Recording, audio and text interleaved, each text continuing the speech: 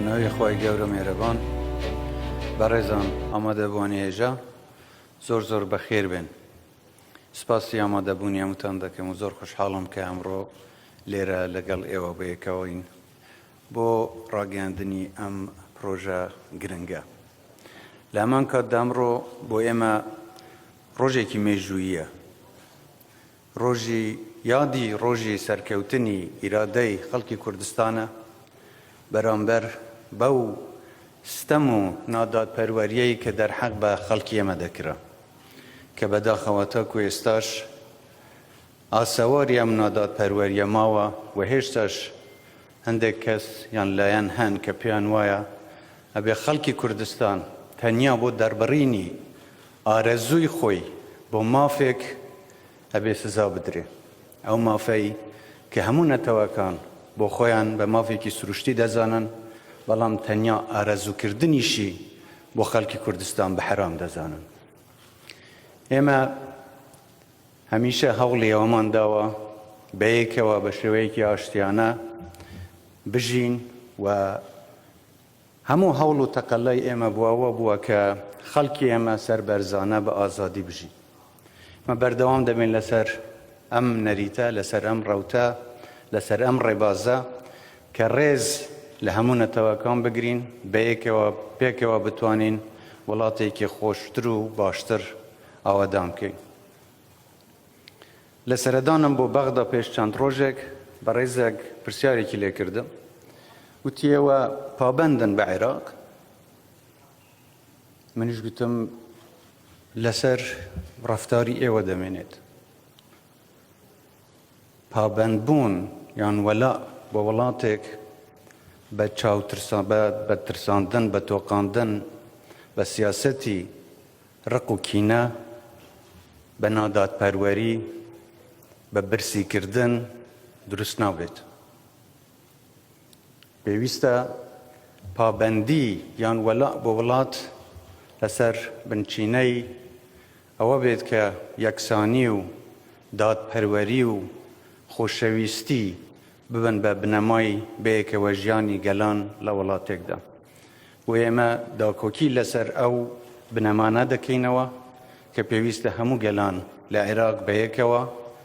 یکسان بن داد پروری برقرار بید و سیاستی گشکردن یان پیشکوتنی ناوچهک لناوچکانی تر بسرکوتن حساب بکرد و به هیچ جورک اما نکوینه ململانه دجی یکتر استا کشی که ارینی دروز بوا و اما دمانوی بیکه و لگل همو او برزانه که بروایان به آشتی و دموکراسیت و آزادی و پیشکوتن هیا بتوانین ولاتی که خوشتر و آودانتر بیناب که من خوشحالم که امرو پروژه‌ای که گرینگی حکومتی کردستان را دگینین که پروژه گشانوی و بریتیه لدابین کردنی قرضی بازرگانی با بزنس بچوک و مامنواندکان یاریمی کردستان با اوانه دانوید کارکانیان گشه پیبدن لرگه قرضی بانکیه و که لرگه بانککانی کرتی تایبت و پیانده درید ئەم پرۆژەیە بەشێکە لە پلان و کارنامەی حکوومەت بۆ گەشەپێدانی بازرگانی و هاوکاریکردنی کەرتی تایبەت کە بێگومان لە ساڵانی ڕابردوودا هەردوو کەرتی گشتی و تایبەت تەواوکەر یەکتر بوون و بەیەکەوە هاوکار و هەماهەنگ بوون لە پێناوپەرەبێدانی ژێرخانی ئابووری هەرێمی کوردستان. بەهێزی کەرتی تایبەت لە هەر وڵات و کۆمەڵگەیەکدا بنەما و مەرجێکی سەرەکی بەهێزی ئابووریە، یەکێکە لە کۆڵەگە سەرەکیەکانی سەرکەوتنی کەرتی تایبەتیش. هەبوونی سیستەمێکی بانکی بەهێز و کارایە کە ژینگەیەکی لەبار بۆ گەشەی ئابووری و بازرگانی دەستەبەر دەکات. لە هەرێمی کوردستان بە پێی توێژینەوە و لێکۆڵێنەوە زانستیەکان بزنسی بچووک و مامناوەند زیاتر لە 50% جموجۆڵ و چالاکی بازرگانی و هێزی کاری کەرتی تایبەت پێک دەهێنێت. لە ئەمان کاتدا یەکێک لە گرفت و بربەستە سەرەکیەکانی بەردەم کاری بازرگانی و بزنس لە کوردستان بریتیە لە نەبوون و دەستنەگەیشتن بە پاڵپشتی دارایی کە خاوەنکارانی کوردستان بەهۆی نەبوونی پاڵپشتی داراییەوە نەیانتوانیوە بزنسەکانیان فراوان بکەن. لە وڵاتانی پێشکەوتوو هەبوونی سیستەمێکی بانکی هاوچەرخ هاوکار و یارمەتیدەرێکی بەهێزی بزنسەکانە و خزمەتگوزاری دارایی و کاراسانیەکی زۆریان پێشکەش دەکات. ئێمە هەر لە سەرەتای دەست بەکاربوونی کابینەی نوێمی حکوومەتی هەرێمی کوردستان گرنگیەکی زۆرمان بە بابەتی بەهێزکردنی سیستەمی بانکی و بزنسە بچووک و مامناوەندەکانی هەرێمی کوردستان داوە بۆ ئەوەی لەم ڕێگەیەوە بتوانین کەشێکی لەباری بازرگانی دەستەبەر بکەین و پەرە بە پلانەکانمان لە بواری هەمەجۆرکردنی ئابووری و سەرچاوەکانی داهات دەین. پرۆژەی گەشانەوە کە لەلایەن وەزارەتی کار و کاروباری کۆمەڵایەتیەوە سەرپەرشتی دەکرێت قەرز بە بڕی تا 150 ملیۆن دینار دەدات بەو بزنس و خاوەنکارانەی کە خوازیارن کارەکانیان فراوان بکەن. ئێستا خاوەنکاران دەتوانن لە ڕێگەی پۆرتاڵێکی ئۆنلاینەوە ڕێنماکانی داواکاری قەرز ببینن و بۆ ئەو مەبەستە داواکاریەکانیان پێشکەش بکەن. ئەمە یەکەم جارە کە حکوومەتی هەرێمی کوردستان